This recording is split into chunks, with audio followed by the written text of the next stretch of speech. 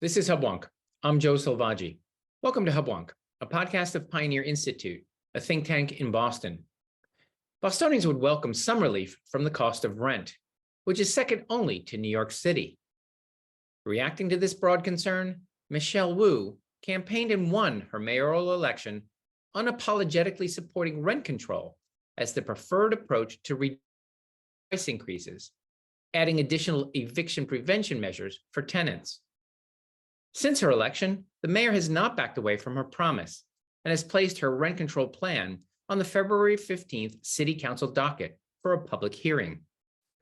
Owing to the fact that rent control was outlawed in Massachusetts in a Commonwealth-wide referendum in 1994, the mayor will need the approval of the City Council, the state legislature, and the governor's office before any such policy can take effect, leaving elected officials to consider how a policy that was rejected in the past can be reshaped to garner popular approval in the present.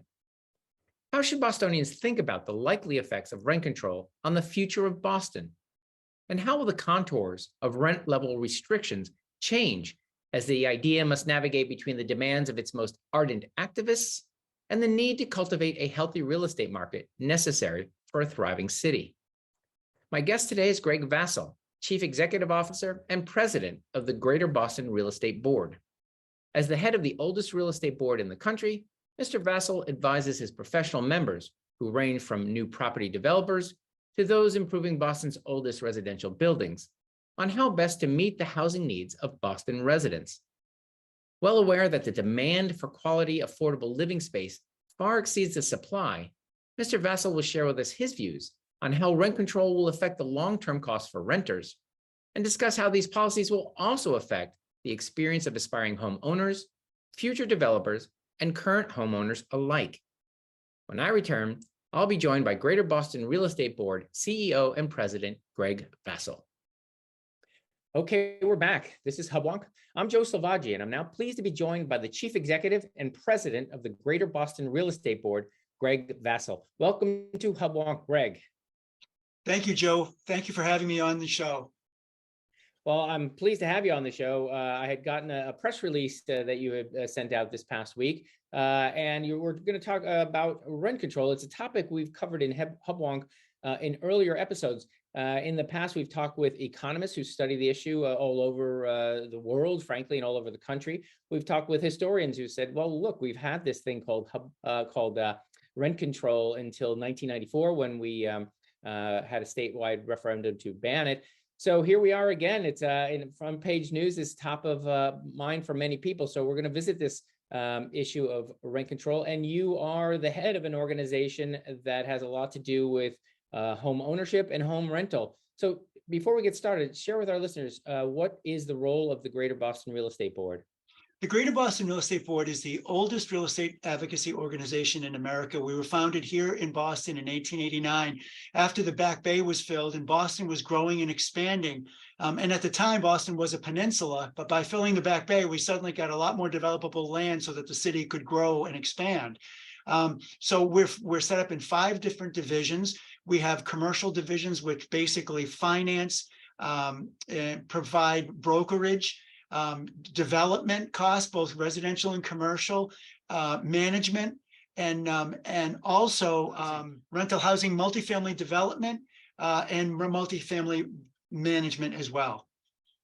So you really got a finger on the pulse. You've got different divisions talking about everything from commercial to home ownership to rentals, and your members are effectively the people who facilitate those rentals and sales. Your members thrive on a healthy real estate market in Boston or Greater Boston. Yes, and in fact, I think of it this way: whenever you see a crane in the sky on a real estate project in Boston, you can be sure that we have multiple members from our different divisions that are involved in that project. Indeed, that's one of my favorite animals, the building crane. You know, though I live in an old part of the city, it's a real pleasure to see so much development, so much growth, and so much health in the city. So let's get down to business here. We're talking not in academic theoretical terms. We're talking about real proposals made by our new Mayor Wu, that she ran on and was elected on to promise to impose rent control here in Boston again. It's a long, lengthy process to get there, but let's start with which kinds of properties, as you say, you represent a whole range, what kind of properties are being proposed to be affected by this new proposal? It would be rental properties, it'd be multifamilies. It would be anything that was 6 units or more that was not owner occupied. This was very carefully crafted to exempt certain people, especially if you look at some of the city councilors that will be voting on this. They are property owners that own less than 6 units. They own multifamily units, but some of them own less than, so they would be exempted. You know, rent control is an insidious policy, and it's a way for a politician to sell hope. This plan was crafted specifically that way, to try to convince people, hey, we can keep your rent stagnant and static is what they are. This is a very familiar concept whereby a politician passes laws that affect someone else's property. But for those people who are listening, who own property or who rent in units that are 6 units or more, or owner occupied, why should someone care that the mayor's, perhaps well-intentioned effort to stabilize other people's rent? Why should, if it's not my unit, why should I care about someone else's unit? Because it in a very on year one, it'll be great because your rent will be capped. But as time goes on, you will see the quality of your rental unit decline. You will see crime increase. You'll see all kinds of things that are going to impact you. The value of that building is going to fall. It's fallen everywhere across the country where rent control has been put into place, which in Boston, over 70% of real estate taxes pay for the operating budget of the community. That means less money for police, less money for fire, less money for city services. You're going to see your actual unit not have the money to do the repairs that you need to get your heating system up to grade, have the roof done, have the windows, have plumbers come in. So it's going to sound great. As I said, it's a politician's way of selling hope, but in the long term, it's going to affect your quality of life. So I don't want to go over old ground, but we did experiment with rent control in Boston, Cambridge, and Brookline a while back. It was in 1994 that we made it illegal. But I don't want to recap old episodes, but we covered this. I'll just, for those who would challenge your assertion that the values of property would go down, when we ended rent control, I'll take this from the report from the National Bureau of Economic Research. This is the headline of their research. It said, the end of rent control raised the overall valuation of Cambridge's housing stock by $1.8 billion between 1994, when rent control was abolished, and 2004. So in 10 years, it raised the housing stock value by almost $2 billion. But I think this is interesting. $1 billion of that value was in homes that were never controlled in their rent. So it benefited, the value of rental stock went up, but the value of those properties that weren't controlled by rent control also went up. I think what I'm trying to make sure our listeners understand is we're all in this together. Rent control affects the people whose rent is controlled, as well as you and your neighborhood. We're all in this together. The value of your neighbor's home affects the value of your home. Is that fair to say? You're the expert. Yeah, absolutely. And what rent control also does is it doesn't provide people mobility from unit to unit, because people tend to stay in their rent control units because there's not a new supply coming on. I mean, we've seen this in the city. New buildings get built, offer incentives. Tenant might say, hey, geez, they have a new gym, they have a new pool. I want to move to this new apartment building and rent there because there's some really great amenities there that my old building doesn't happen to have. We saw this happen in Berlin, Germany. They enacted rent control right before the pandemic. And what it did was cement people in their units and provided them basically housing for life. But, it's sort of like a Soviet style housing for life, where you're sort of trapped in your unit and you can't go anywhere else. Indeed, this is price controls create bread lines. But let's get into the details of Mayor Wu's precise proposal. How much would rent be capped? And for our listeners who are skeptical of our claims, they're still able to raise rent. They just have a limit on how much they can raise rent. Do you have the details on how much rent can be raised? Well, it's interesting, Joe, because what they have reported from the administration's perspective is that rents will not rise more than 10%, basically 6% plus CPI with an ultimate cap of 10. But when you read the language very closely that is in the home rule petition, there's some gray language. It almost sounds like the city could potentially, by ordinance, set the rents at other rates, whatever they see fit. This proposal is very similar to what was done in Portland, Oregon. And what we've seen is, since it was put into place a few years ago, the governor's already come in looking to crank down those numbers. So they start the process off by telling you, oh, rents are 10%, which sounds eminently reasonable. And then they follow that up a few years later with, hey, we've got this regulatory structure in place. Let's really crank it down on the landlords. And in fact, you're seeing the mayor have trouble with some of the city councilors now that want much, much lower numbers. So it will be interesting to see how that debate plays out over the next couple of weeks. There are also provisions. There's also provisions in there for just cause eviction, which we can get into if you'd like as well. Sure, I want to cover that because I think that might be almost as pernicious a element of the proposal as the control of the rent itself. But let's talk about if you're in a rent control, whether it's 10% or 4% or 2%, your rent is in a sense less than it would otherwise be. Now, if I move out and a new tenant moves in, that resets, right? There's no sort of limit on that particular unit.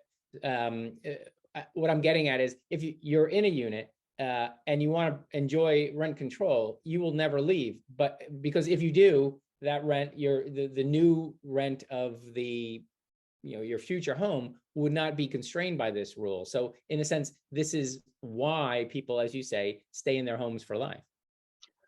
Exactly. And then the problem with what you just described, vacancy decontrol, is that the landlords will push those new rents to incredible limits.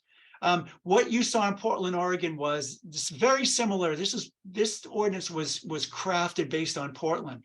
Landlords just went in and said, we're raising rents 10% right off the bat because we don't trust the government and we know they'll come back and try to crank it down later.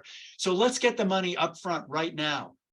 So people think, oh, geez, my rent is capped. Those landlords are going to push it to the cap. And that doesn't serve anyone. So to be clear, there's no limit on a particular unit's rent. It is just, in a sense, once a lease is signed, it can only go up by so much. But what that initial lease rate is not capped at all. Right. Okay. So we touched on, I think, what I think is a far more scary proposal. And we saw sort of the whiffs of this during the pandemic, eviction moratoriums and the unintended side effects of these kinds of, I guess I would argue they are infringement on property rights, but landlords couldn't evict a landlord no matter what, evict a tenant no matter what. Talk about what these provisions are, that if a landlord doesn't want that tenant in that unit any longer and the lease is up, he or she may not be able to ask that tenant to leave. What are the rules in this particular law? There's a lot of detail, Joe. Let me start by just saying this. What this would do is create a separate eviction law for the city of Boston compared to the rest of the Commonwealth of Massachusetts. So to be able to evict a tenant, you would have a different process and you have different standards that would be under. So the court system would be dealing with two separate standards, the Boston standard and the Commonwealth standard. Now, the problem would be, if you do this for Boston, what would prevent Cambridge, Somerville, Arlington, Brookline to come in with home rules and change and look for their own just cause eviction standard, right? So, you had to prove that there was non-payment of rent. Well, what does that proof involve? We've got a tried and true system. Massachusetts housing courts are very pro-tenant now. Is this an even higher standard? How would this work? How would courts interpret that? It affects the quiet enjoyment and potentially of neighbors. If you have tenants that are causing problems now, I'm sure many of our listeners have had issues with tenants that live next door to them. It's not easy for a landlord to get those tenants out. The problem is the tenant advocates are typically advocates for the noisy and the noisy tenants and the squeaky wheels. The really good tenants out there don't have anybody pitching for them at the State House. And that's the problem we run into. This creates a whole new legal structure. Indeed. I think if our listeners are having a quiet moment and thinking, well, they probably have some complaints about their landlord, but they probably have for every complaint they have about their landlord, they have 100 complaints about their neighbors. And what we are doing here is making it harder to evict someone.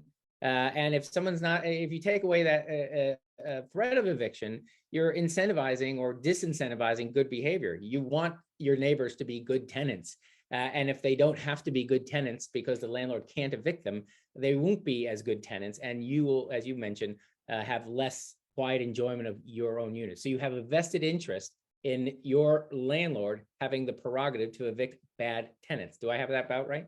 Yes, absolutely. And some, there are good landlords and there are problem landlords. But the most important thing is there needs to be a symbiotic relationship between landlord tenant, because the landlord needs tenants. And we've seen this a lot. I mean, there are many landlords out there that are giving their tenants below market deals. And this ordinance would really sort of push those landlords to maybe make those deals market or as much as they can get, for fear that there's going to be more pain coming their way as political leaders try to crank these levels and these percentages down over the years. Now, the advocates of this kind of proposal want to create a narrative between, let's say, wealthy landlords and tenants who are, really just scraping by and are powerless.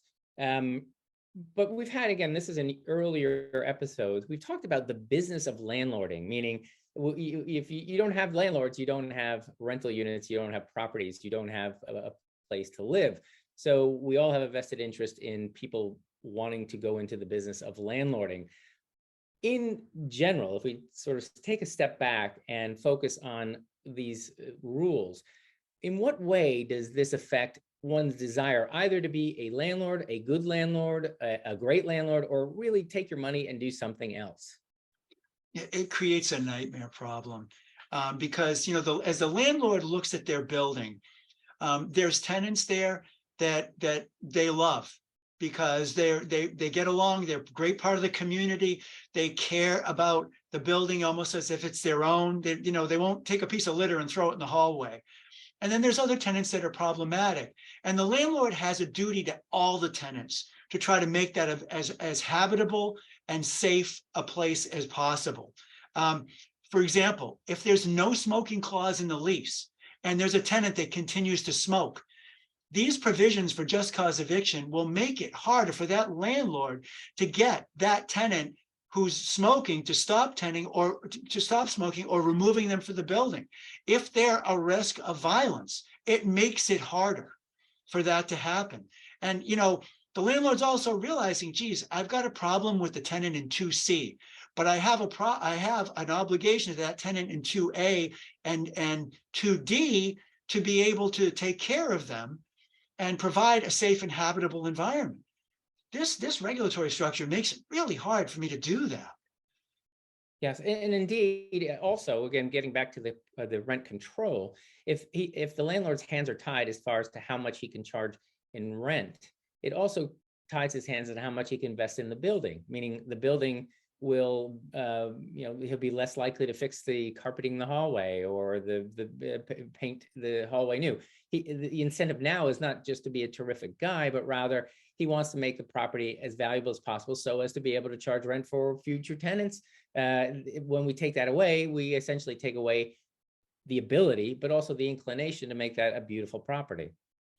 Joe, this is an interesting point I'd like to make for people too. The city of Boston has put in place this building energy reporting disclosure ordinance, or BERDO, and it affects the emissions that a building can put out. The goal is to take Boston totally off of fossil fuels and bring it all electric so that we would have zero carbon emissions. And that's great. We also have the oldest housing stock in the nation, and many of these buildings function by the burning of fossil fuels. I don't know how an owner is going to be able to retrofit their buildings, and we all want a cleaner planet. I'm not sure how that gets paid for under a rent control environment. Some of these costs are onerous, and unless you have a new massive government subsidy program for these owners, I don't think that gets done. So these targets don't get met, and these buildings continue to pollute. So, we have an administration that's pushing the Green New Deal and this green agenda, which is great. And then we also have this older housing stock that are, emitting because they're heating their building so that they're the comfort of their. A couple of weekends ago, we were all freezing, so Yeah. those tenants were cared for by gas and oil fired burners. It's going to be really hard. I don't know how the math works here. It's going to affect people. It's going to affect the quality of the heating that they have. No, Greg, I'm sure listeners will think, okay, if we've made it harder for someone to own a rental building, one could imagine, say, I'm a building owner. I don't want to put up with all these regulations. You've tied my hands. I'm going to now convert my property to condos and sort of avoid the whole rent control issue altogether. Is there anything in this new proposal that deals with this? Yes, there is, and they've been pretty quiet about broadcasting this, but it would make it much harder for a landlord to convert an apartment unit into a condo unit. So the city would regulate it more stringently. So, and they would view that, in terms of losing housing stock, rental stock. So they would sort of box a landlord into keeping a rental unit by making it harder to convert it to a condo unit. So indeed, now we've got that everyone says 3 cheers for for government preventing my rental building from becoming condos. But of course, this has a trickle down effect, which is it makes owning a building less attractive. It reduces the value of owning a property and therefore reduces the value of housing stock. What do you think landlords would do to sort of evade this kind of constraint? It'd be very difficult because we would have to see the way that the ordinance is drafted. It would all be done by regulation. So it would be a very broad delegation of authority to the city, and the city would draft regulations to establish how they would regulate those condominiums. Also the downside, though, here is it also removes the ability of home ownership. Somebody buying a condo also can build equity, and that's a good thing. And some condos may be more, especially older buildings, may be more affordable than, say, some of the newer high-price condos we've seen. So, we also don't want to disincent the ability of people to build equity through home ownership. That's really what this would do. So the next step after a property is converted from, let's say, rental to condo, those are, you're suggesting, perhaps lower price condos, ones that middle class families in Boston could buy and own and build equity. If we prevent rentals from being converted into those, let's say, lower price condos, we're not talking about the Millennium Tower. We're talking about brownstones being converted from rentals to condo units. We're again removing or reducing or limiting the supply of reasonably priced condos that middle class families can afford. Yeah, absolutely. Especially in neighborhoods where people of color are trying to build equity. You may be able to, quote unquote, recycle housing by taking these apartment units and providing a program where somebody could sort of maybe rent to own and condoize them. And that could create problems. I mean, we do have a lot of ARPA money out there that could be available for housing. Somebody could get creative here and come up with programs like that. Indeed. And we know, I mean, just from my own experience, when one is buying a condo in a multi-unit building, the question is asked all the time, what is the owner occupancy? We know owners treat buildings better than renters. The same person, they've got a stake in it, they own it, they're going to take better care of it. So we want a city with a high owner occupancy. And what this bill or this proposal does is discourage effectively owner occupancy. And what you're suggesting is primarily those lower income communities that really do need this as a way to build equity in their own lives. Yes. So effectively, we're making the world a tough place to be a landlord. In other words, we're making it hard to evict. We're making it harder to charge market rates for rent. And of course, we're going to mandate that they make their buildings cleaner, all of which costs money. So those people who are considering becoming landlords actually say, look, I'm going to do something else with my money. I put it in the stock market or something else. Landlording is no longer a profitable profession. Let's talk about the actual proposal. Where are we? I'll admit to our listeners, we're recording on Friday, February 17th. And this is really a current events. Where is this proposal, and what would it take to get from where we are now to making all these proposals have the power of law? Um, the proposal right now is going to be up for a public hearing this coming Wednesday. It's a virtual hearing before the Boston City Council at 10 o'clock in the morning.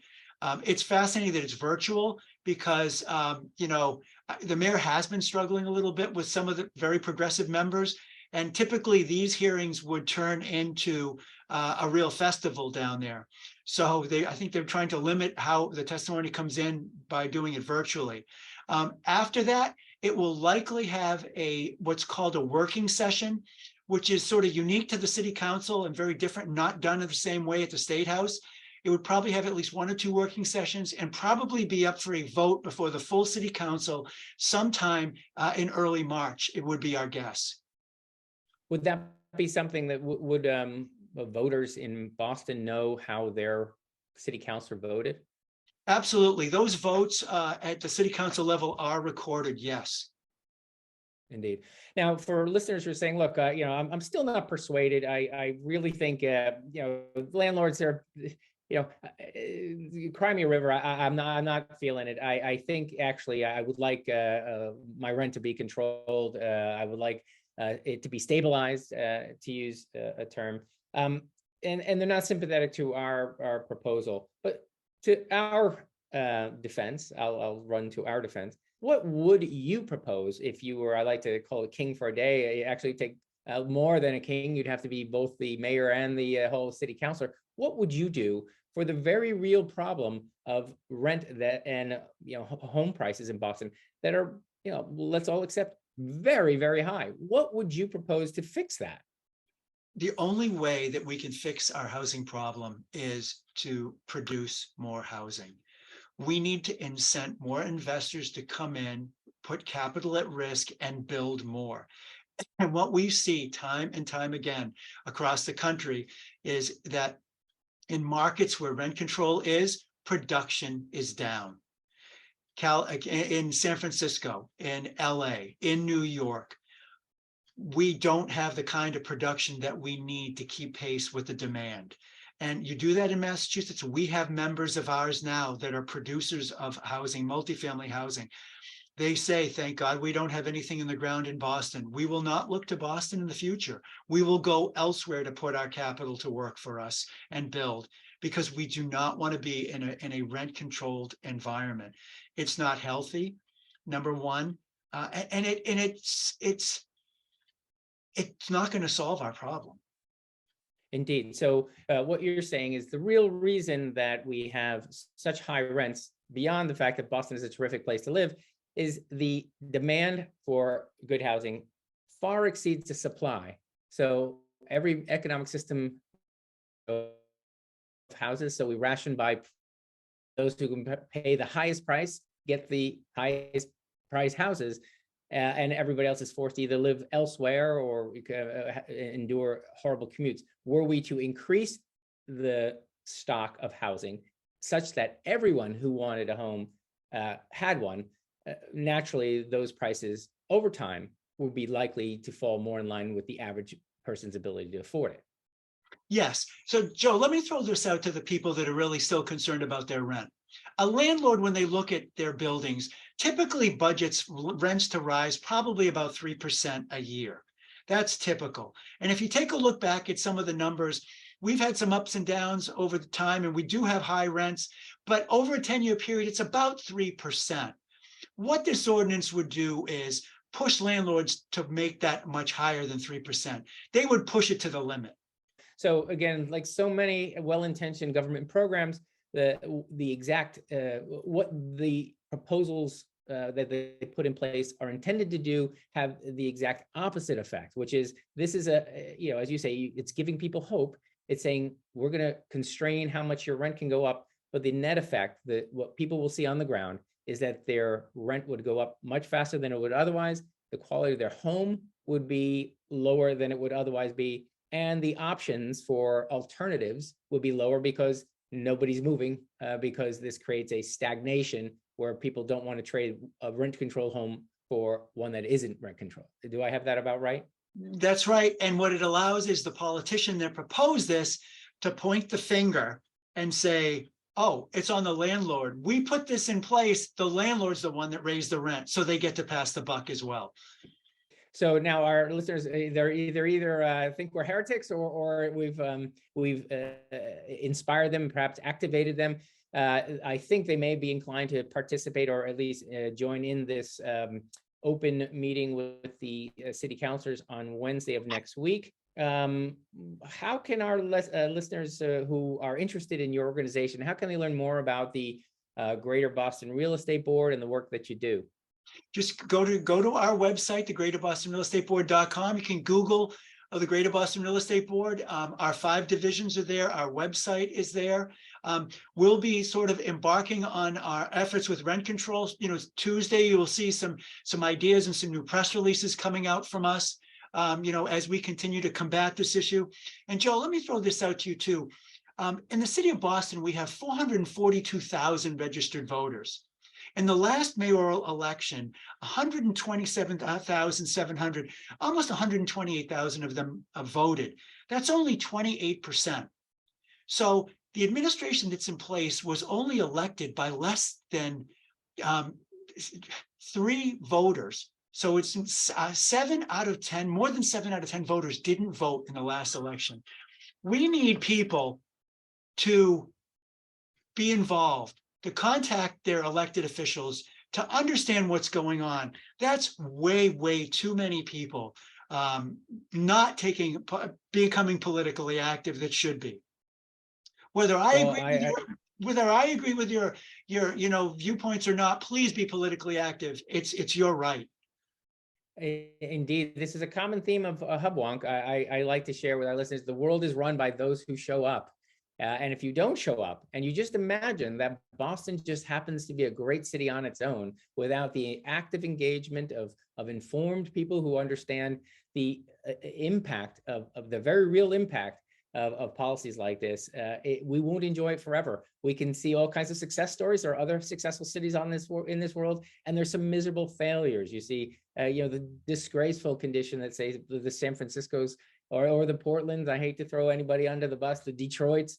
This is all the product of policy, not magic, and not some third source of it's the engagement of individuals. If we want Boston to continue to be this fantastic place to live, we have to confront these proposals that look great on their cover, but you open the brochure and what you see is disrepair and decay. So I want to thank you very much for joining me today. This has been a great eye-opener. Greg, I wish you and your members who are all have a vested interest in Boston continue to be a wonderful city. I hope you and yours have a great future. Thank you, Joe. Thank you for having me on the show. This has been another episode of Hubwonk. If you enjoyed today's show, there are several ways to support Hubwonk and Pioneer Institute. It would be easier for you and better for us if you subscribe to Hubwonk on your iTunes podcatcher. We're always grateful if you share Hubwonk with friends. If you have ideas or suggestions or comments for me for future Hubwonk episodes, you're welcome to email me at hubwonk@pioneerinstitute.org. Please join me next week for a new episode of Hubwonk.